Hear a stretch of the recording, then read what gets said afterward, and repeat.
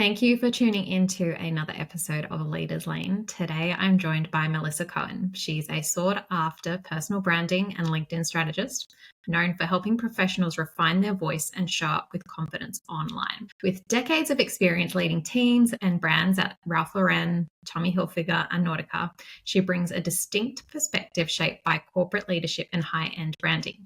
She lives in New York City, where I used to live as well, and she brings that New York classic vibe to everything that she does. From being named a LinkedIn top voice to co-founding DIY Influence, Melissa is all about helping people take bold steps in their careers. Today, we're going to chat about her journey and discuss all things building a community on LinkedIn.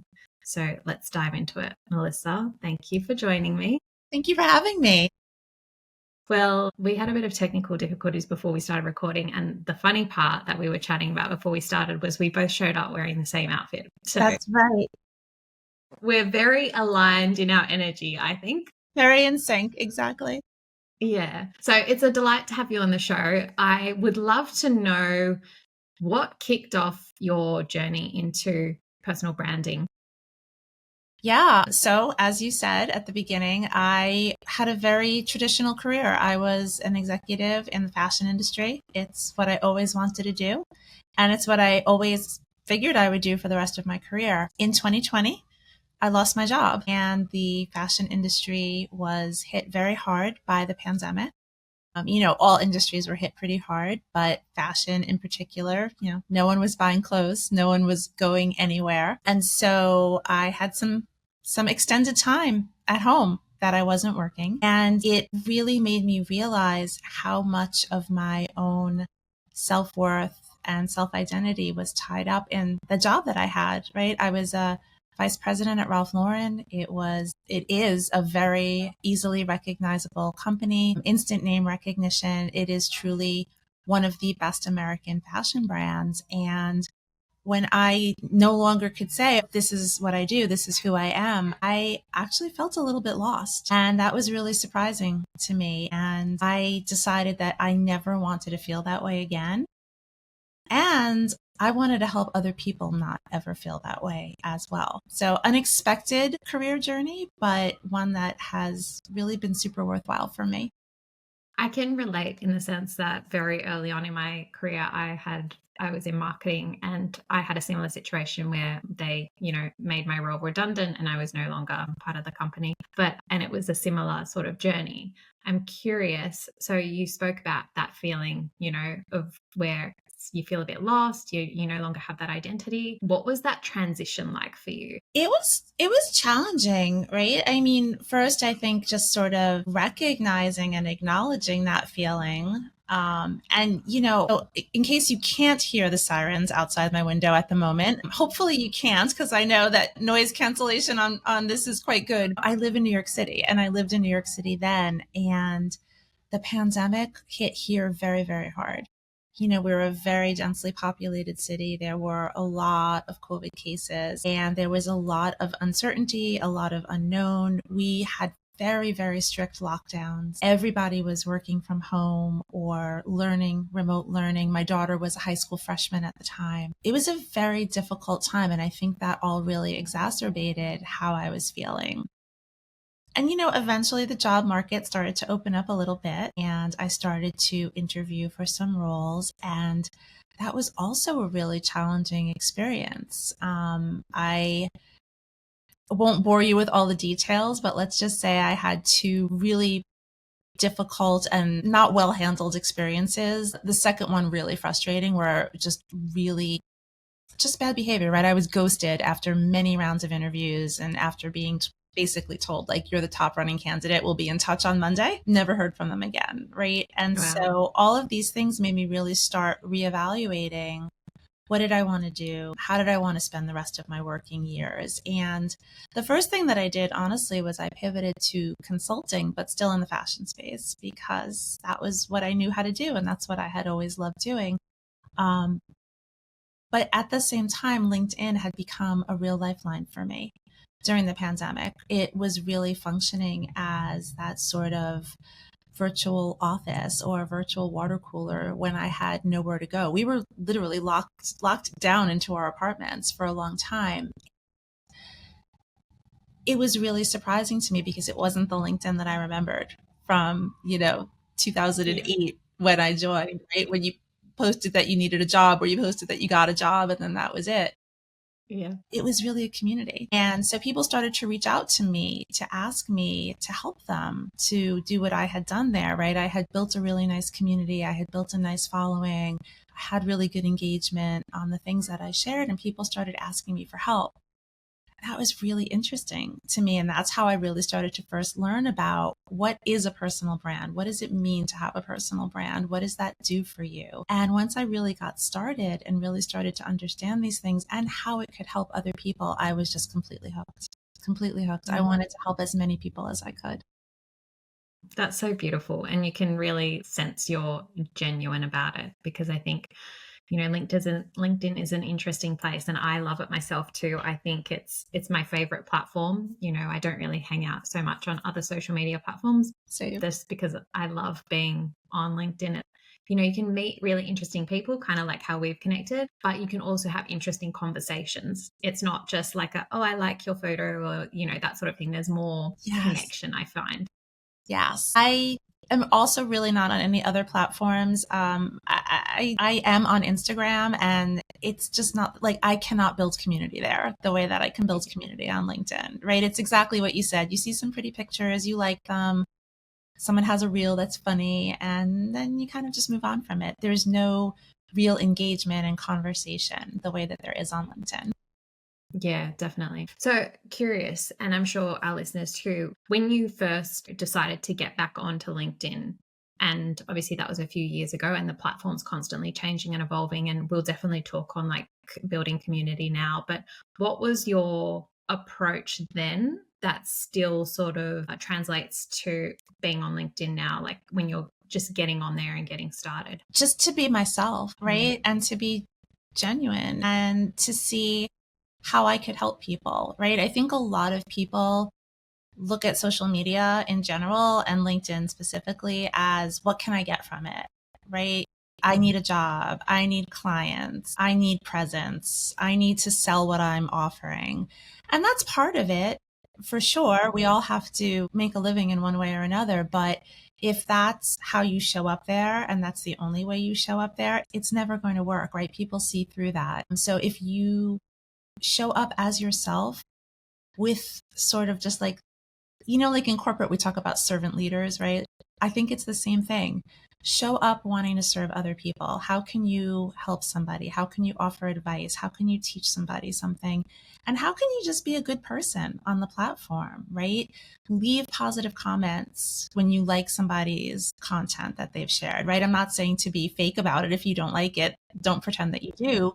But if something really resonated with you, let them know, right? People love to know that what they shared had an impact on you. Highlight other people. That's something that I absolutely love doing on the platform. Every Sunday, I do a post where I highlight 4 people in my network, and people love that post. And I really enjoy it because people just start having conversations with one another. Like, that's the most fun for me. I still look at LinkedIn as like that virtual water cooler or that virtual Starbucks, or a place that we can show up and we can have conversations. It's with people from all different sectors, all different geographies, right? You and I are many, many thousands of miles apart, right? It's the same on the platform. The old sort of standard advice on LinkedIn was that you connected with people in your industry because you were only there to find another job.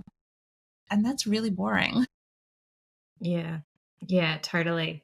Yeah, I love that, you're saying the first way to show up is like, you've got something to give. And I often, when I share my content too, in many things, I'm saying like, if you've got a message, share it, because holding back, is doing yourself and the person looking for your stuff a disservice. And that's not necessarily in a, hey, buy my product. That's not what I'm saying. But I think we all have something to contribute. And I noticed in my experience on LinkedIn, like reading content from different industries and different people, it just opens your mind to different possibilities, or seeing something that you haven't seen the same way before, or something that you can adopt into your own content that is different and gives you a bit of an edge. It's just, And as well, you get to meet really cool people and develop either friendships or, business partnerships or different things. Like there's so much opportunity on there.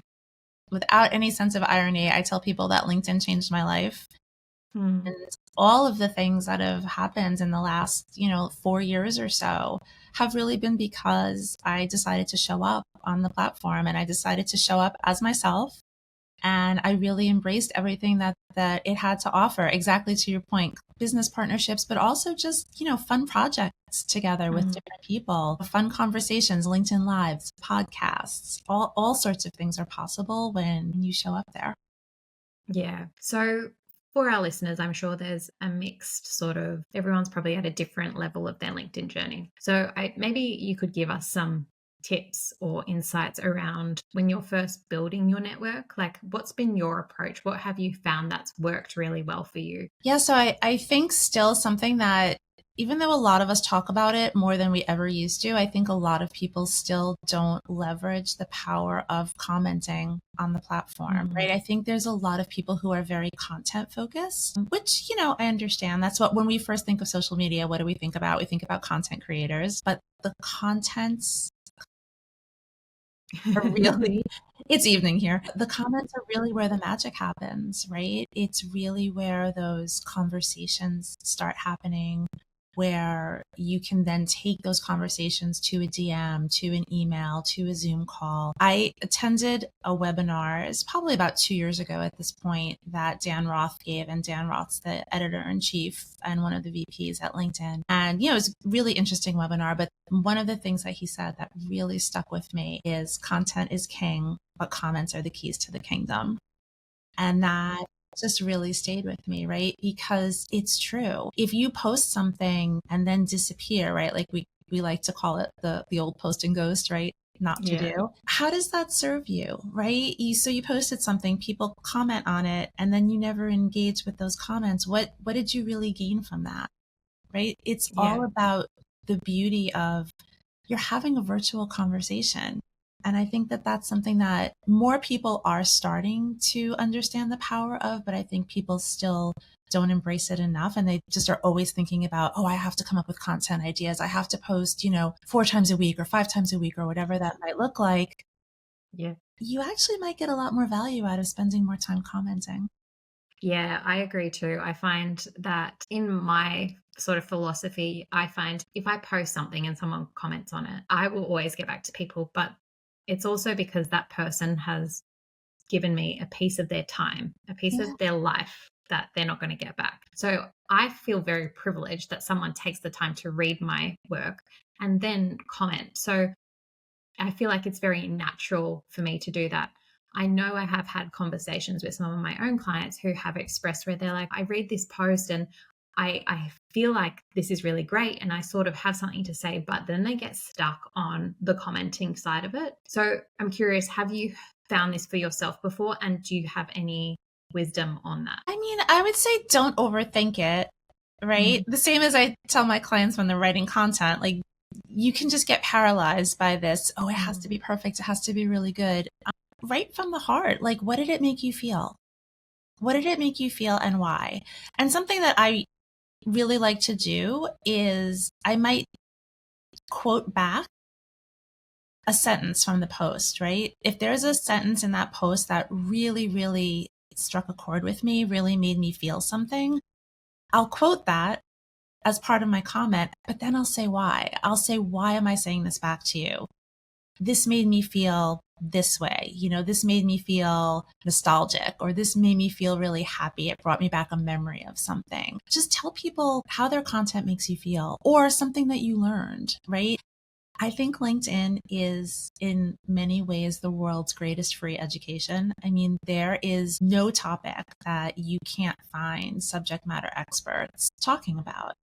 So what did you learn from the post, right? Maybe you learned something new. Maybe you got a new idea. Maybe it taught you something new about AI, right? I'm very interested in AI. I also have a lot of reservations about AI, but it's here, right? Like we can't help it. So better to know what we're dealing with than put your head in the sand and pretend it's not here. So I Yeah. love posts that are about AI and that teach me things. So I'll tell the author, like, I found this part really interesting. I didn't know about this before.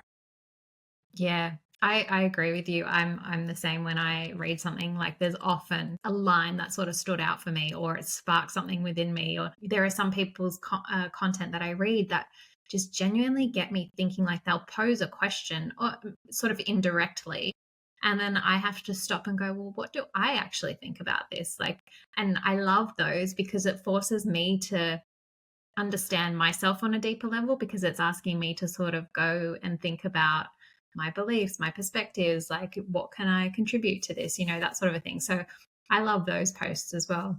Those are the But best. I think yeah, they are the best. And yeah, I think it's such simple advice. Like it doesn't have to be this whole big thing. It's just like speak from the heart. I find that any time you speak from the heart, that's felt more than what the words are saying, if that makes sense. Yeah. I think the answer is always be genuine, right? Mm. Say how something makes you feel. Say why it made a difference to you. Why did you stop what you were doing and read it, right? You could have just scrolled by it, but something about that post drew you to it and kept you there, that you read it. So Yeah. share that, right? People love that feedback. People love to feel and know that something that they shared had an impact on you.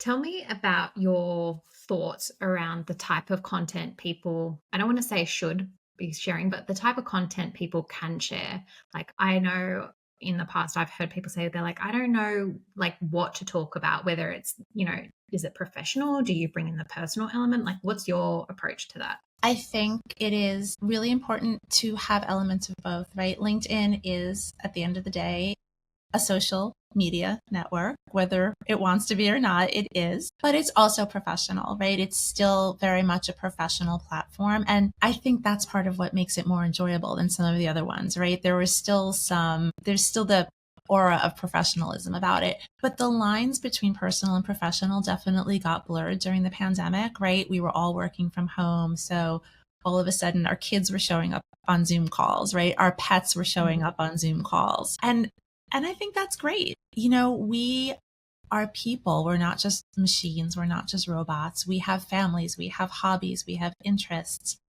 And I think it's wonderful to share those things, right? Whether you are in a corporate role or in an entrepreneurial type role, people want to work with people, right? And so the way to build that likability factor, if you're in a job search, or the way to build that rapport and that sort of, know, like, and trust factor, if you're in an entrepreneurial type role, is to share things about you personally.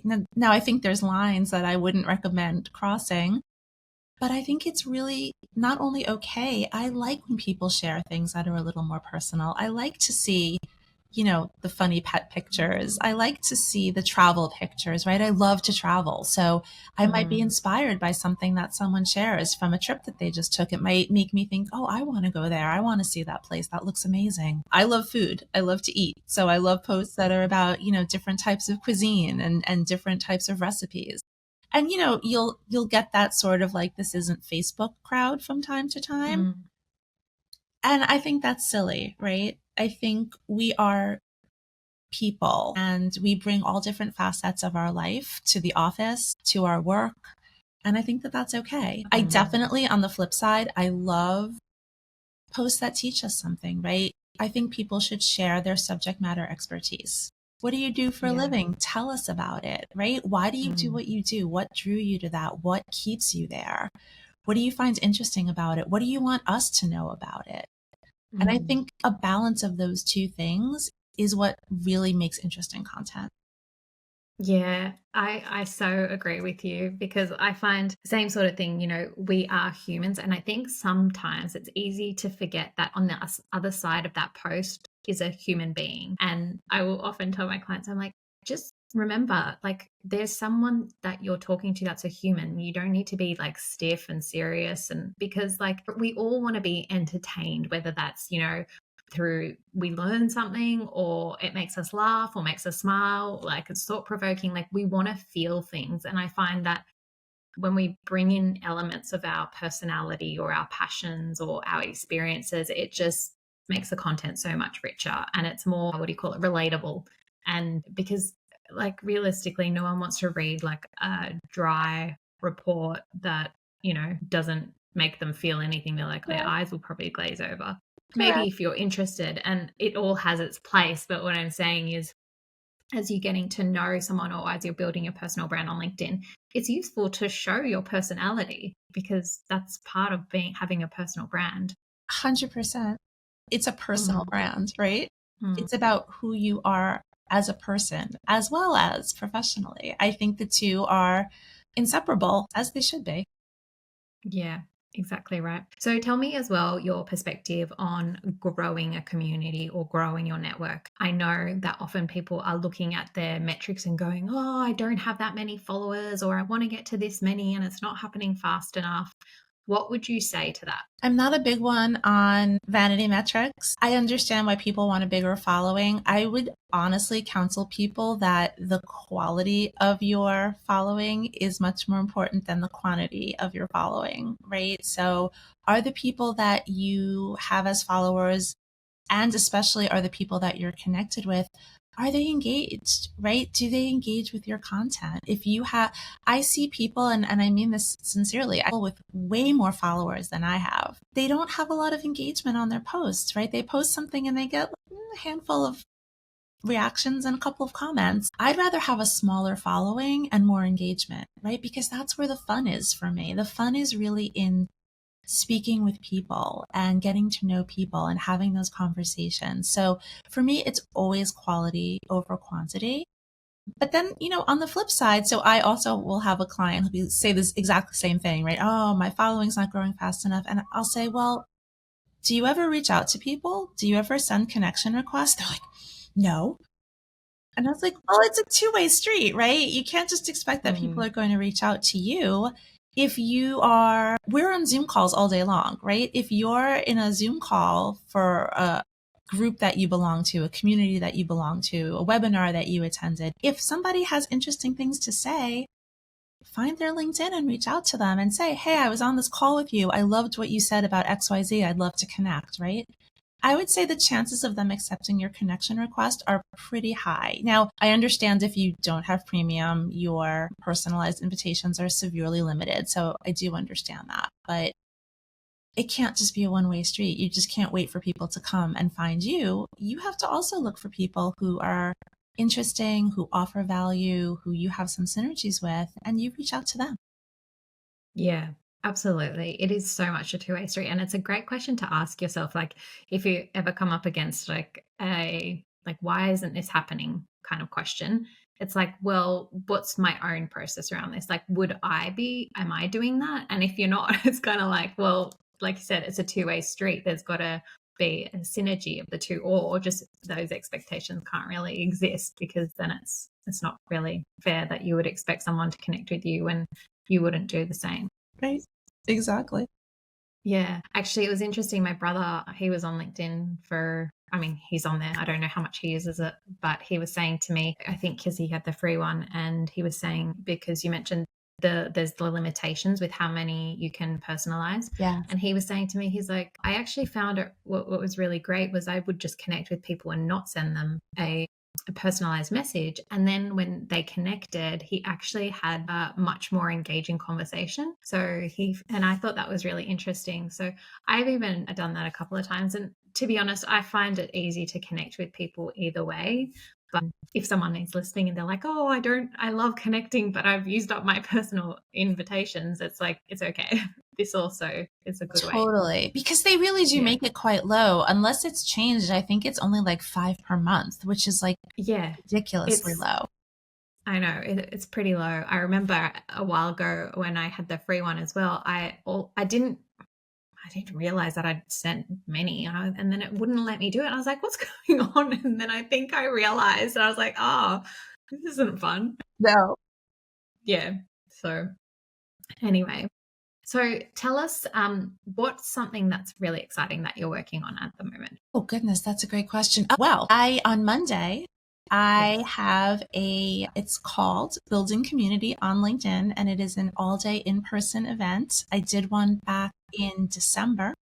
And we had the best time. And so we're doing it again. And it's right in New York City in Times Square in a beautiful space. And we have people flying in from Texas, from Florida, from Virginia. It's such, to me, it really is what LinkedIn is all about, right? It's people coming together to meet one another, sometimes for the first time, to network, to meet new people.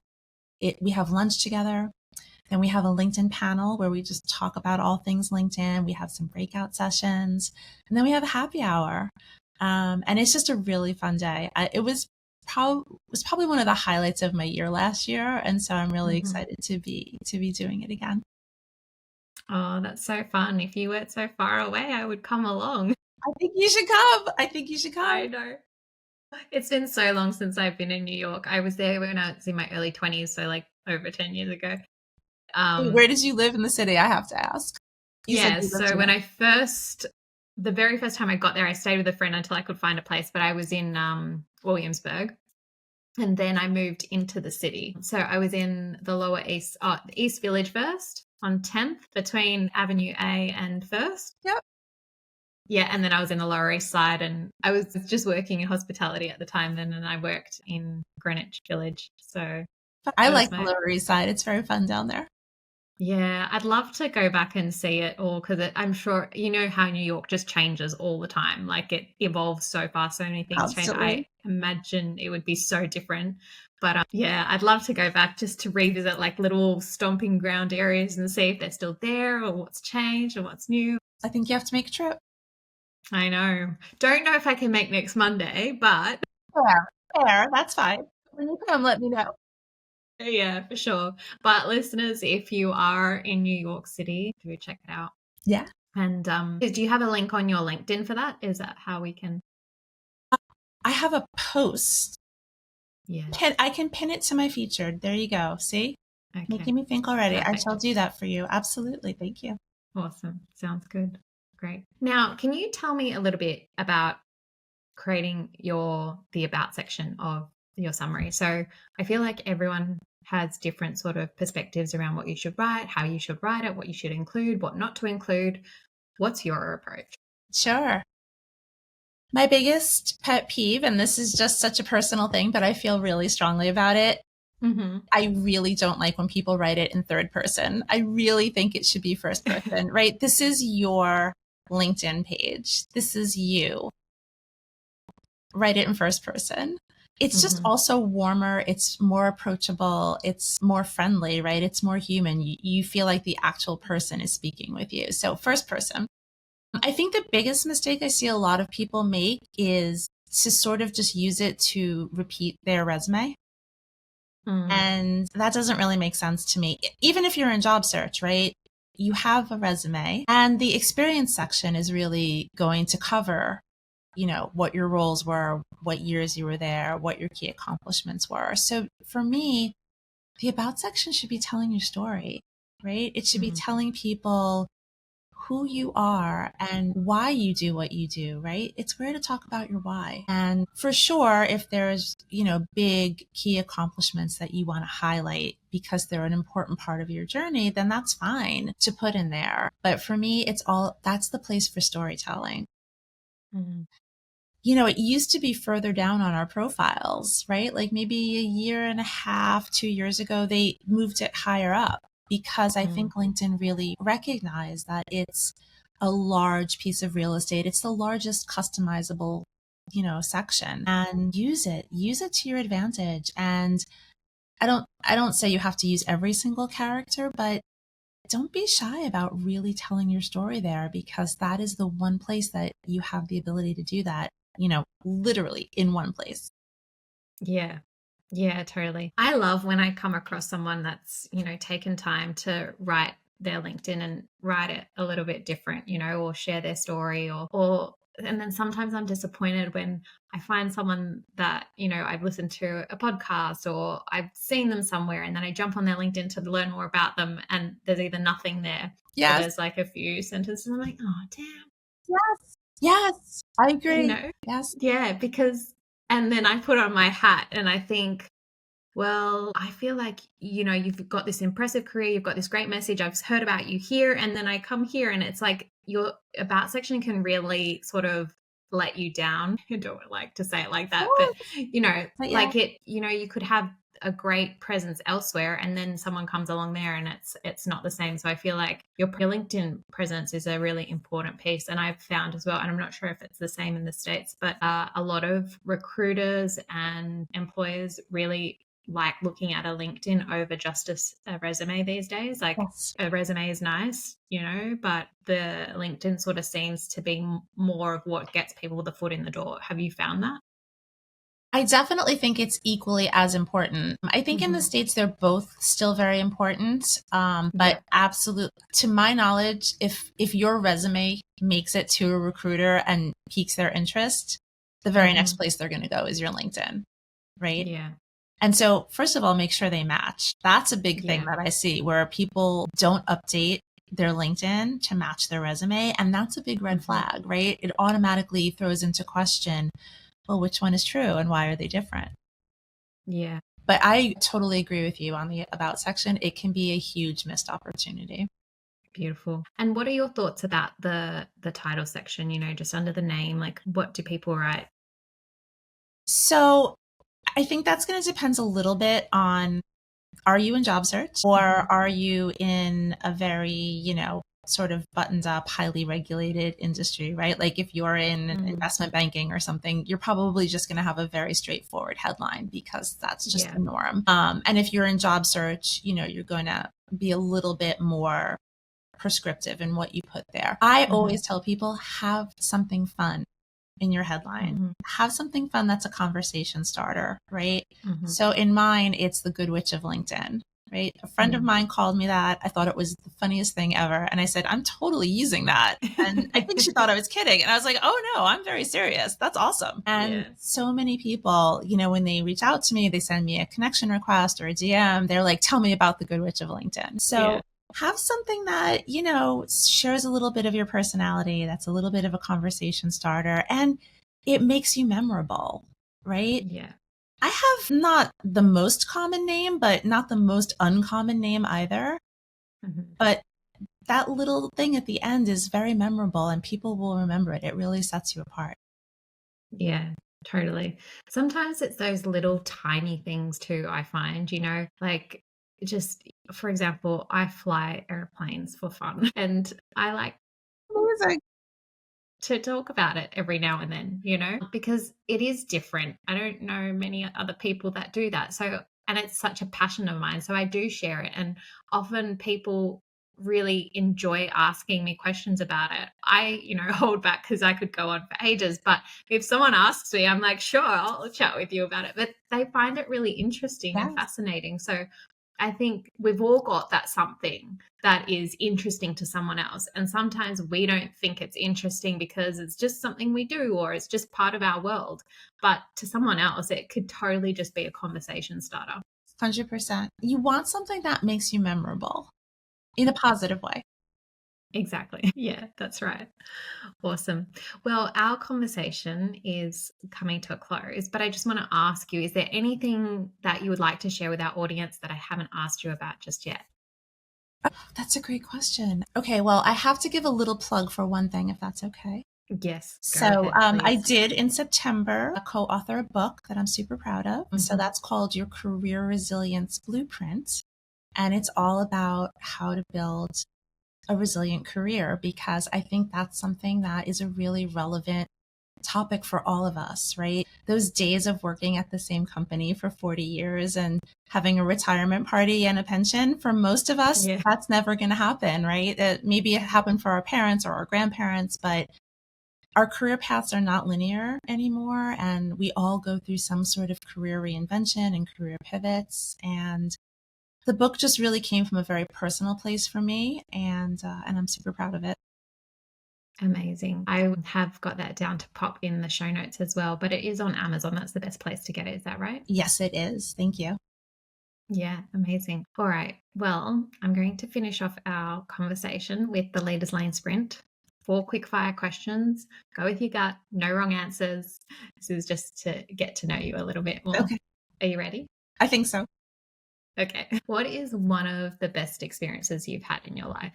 Studying abroad when I was in college in Italy. Oh my God. That's That on was my easy. bucket list. Yeah, Italy. Italy is on my bucket list, actually. Not to necessarily study, but to go and visit. I'm hoping this year. So Go. that's awesome. Go. The food is amazing. Yeah. Whereabouts in Italy did you study? In Rome. Amazing. And how long for? So I was there. I was only there for a month. So here's a fun fact. So my school had either you did the summer program, which was a month, 5 weeks, or you did a year. This was the first time I had been out of the country, and it was the second time I'd ever been on an airplane. So I wasn't really ready to commit to a year. But of course, when the time was over, I was, sobbing, why didn't I do the year? Yeah, I can imagine. Yes. Awesome. Okay. Who or what brings out your best? My daughter. Beautiful. And what's one thing that you would like to attempt before you die? I want to be in all 50 states. That's on my bucket list.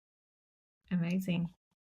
Okay. And my last question for you is, what did you enjoy most about this conversation? I just enjoyed getting to speak with somebody who loves LinkedIn as much as I do and wears puffy sleeves.